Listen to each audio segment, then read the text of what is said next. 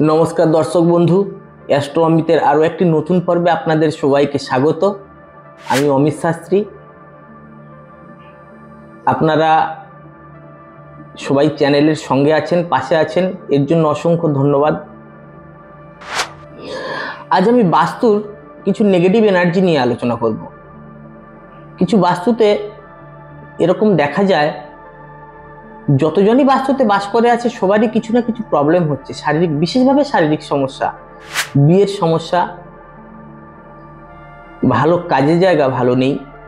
এই বাস্তুগুলোর ক্ষেত্রে বিশেষভাবে যেটা করতে হবে, আপনারা প্রত্যেকটি বিশেষভাবে বেডরুমের ভেতর হিং আর কর্পূর একসঙ্গে মিশিয়ে একটি মুখ ছিদ্র কৌটোর ভেতরে বন্ধ করে কোথাও একটা রাখুন। সেটা টেবিলের উপরে হোক কিংবা কোনো একটা জায়গাতে রাখুন।